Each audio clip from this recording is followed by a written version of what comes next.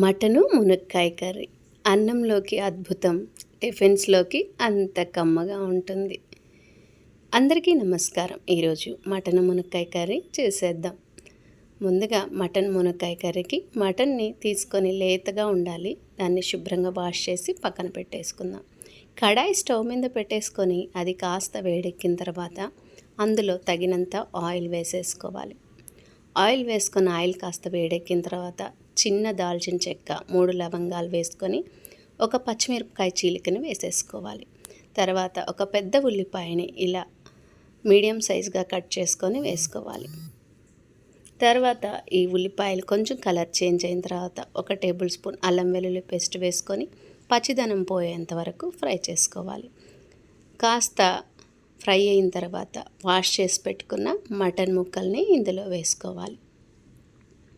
వీటిని కాస్త పైకి కిందకి తిప్పుతూ ఉన్నట్లయితే మొత్తం అల్లం పేస్ట్ ఫ్లేవర్ దీనికి దిగుతుంది. దీంట్లో 1/2 టేబుల్ స్పూన్ పసుపు, తగినంత ఉప్పు అంటే రాళ్ళ ఉప్పు వేసుకోవాలి.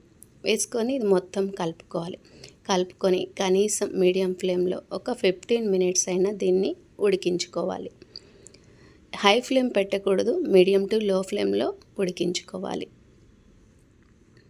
ఇప్పుడు కాస్త చూసారా, ఇలా ఉడుకుతున్నప్పుడు మటన్లోంచి నీళ్లు ఊరుతున్నాయి చూసారా. ఈ నీళ్లు ఊరి ఈ నీళ్ళన్నీ మళ్ళీ ఇనికిపోయేంత వరకు ఉడికించుకోవాలి. మధ్య మధ్యలో తిప్పుతుండాలి. అలాగే కట్ చేసుకున్న టమోటాలను కూడా ఇందులో వేసేసుకుందాం. వేసేసుకొని ఈ టమోటాల పైన స్కిన్ను మెత్తబడేంత వరకు దీన్ని మంచిగా మటన్లో ఉడికించుకోవాలి. మధ్య మధ్యలో గరిటెతో ఇట్లా అంటుంటే టమోటాలు సాఫ్ట్గా అయిపోతాయి. తర్వాత తగినంత కారం వేసుకోవాలి. దీంట్లో గరం మసాలా వంటివి ఏమి వేయకూడదు. మసాలాలు లేకుండా నోటికి ఎగిటేయకుండా చాలా బాగుంటుంది ఇది. ఈ కారం ముక్కలకు పట్టేంత వరకు కొంచెం ఒక 2 నిమిషాలు మగ్గించుకోవాలి. తర్వాత కట్ చేసి పెట్టుకున్న మునక్కాయలను కూడా ఇందులో వేసుకోవాలి. ఇందులో వేసుకొని ఈ మునక్కాయలకు కూడా ఈ కారం పట్టేంత వరకు ఒకే 1 నిమిషం ఉడికించుకోవాలి. తర్వాత తగినన్ని నీళ్లు పోసుకోవాలి. నేను చిన్న గ్లాస్తో 2 గ్లాసుల నీళ్లు వేసాను. నీళ్లు వేసేసిన తర్వాత కాసేపు దీన్ని మగ్గనివ్వాలి. మటన్ ఉడకడానికి ఎక్కువ టైం పడుతుంది కాబట్టి ఎక్కువసేపు ఉడికించుకోవాలి. తర్వాత ఆల్మోస్ట్ మటన్ ఉడికిపోయింది.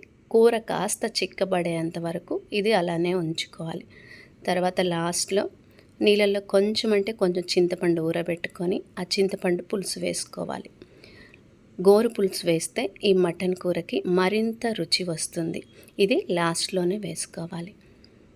మటన్ కూర అయితే మంచి వాసనతో బాగా ఉడికిపోయింది. ఇప్పుడు లాస్ట్లో కొత్తిమీర చల్లేసుకుందాం.